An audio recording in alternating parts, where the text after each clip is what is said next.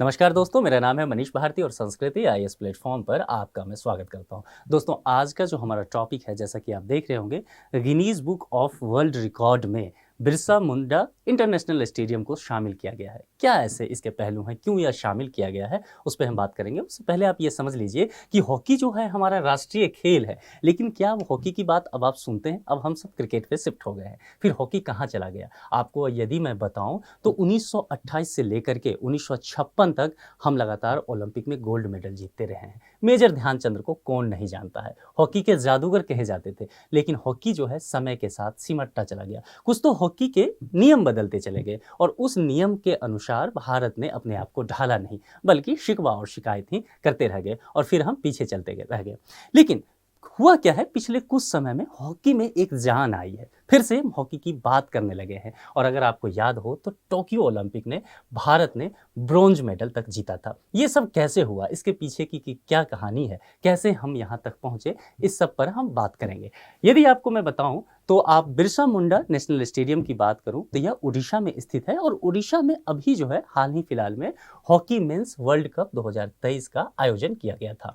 भारत इस world cup का आयोजन जो है लगातार 2 बार से मेजबानी कर रहा है। तो इस बार जब भारत को मेजबानी मिली तो वहाँ के जो मुख्यमंत्री हैं भारत सरकार के साथ मिलकर के उन्होंने सोचा कि क्यों ना एक ऐसी स्टेडियम तैयार कर दी जाए जो वर्ल्ड क्लास फैसिलिटी के साथ समर्पित हो हॉकी के लिए। यदि मैं आपको बताऊं कि यूरोप में जब हॉकी मैचेस हुआ करता है तो वो लोग क्या करते हैं, कुछ समय के लिए जो फुटबॉल का ग्राउंड होता है उसको हॉकी के ग्राउंड में तब्दील कर देते हैं और फिर हॉकी मैच हो जाता है, फिर उसको फुटबॉल ग्राउंड बना देते हैं। लेकिन भारत सरकार ने, उड़ीसा की गवर्नमेंट ने ऐसा सोचा कि क्यों ना समर्पित रूप से हॉकी का स्टेडियम बना दे। तो वह बना है, भव्य बना है, बहुत शानदार है और ऐसा शानदार है कि फिर गिनीज बुक ऑफ रिकॉर्ड में ही हम अपना नाम दर्ज करा लिए हैं। तो क्या क्या इसकी विशेषताएं हैं, खासियत है, जरा उस पर एक बात कर लेते हैं। देखिए, यह राउरकेला में स्थित है। राउरकेला उड़ीसा का एक जगह है और यह उड़ीसा के सुंदरगढ़ जिला में पड़ता है। तो ठीक है, यहाँ पे क्या हुआ है, Birsa Munda international hockey stadium बनाया गया, जिसको मैंने बताया कि Guinness book of world record में इसका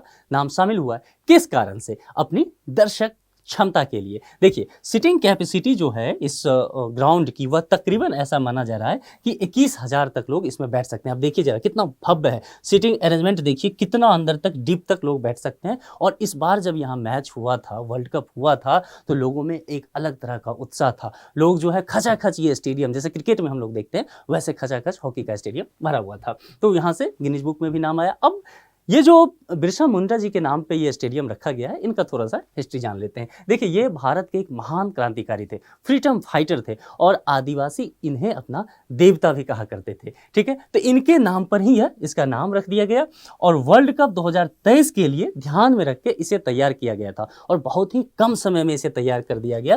केवल 15 महीने का समय लगा। दोस्तों, अगर मैं बताऊं कि इसमें लागत कितनी आई तो तकरीबन 260 करोड़ रुपया की लागत आई थी और वर्ल्ड क्लास फैसिलिटी इसमें दिया गया है। क्या क्या है, तो स्टेडियम तो है ही, उसके अलावा अलग से क्या किया गया है, फिटनेस सेंटर खिलाड़ियों के लिए, क्योंकि हॉकी खेल जो अब हो गया है ना क्रिकेट की तरह फिटनेस का खेल हो गया है। तो फिटनेस सेंटर बनाया गया है, स्विमिंग पूल बनाया गया है और ड्रेसिंग रूम भी अलग से इसमें तैयार कर दिया गया है। तो काफी अच्छी फैसिलिटी यहाँ पर इसके लेकर के दे दी गई है।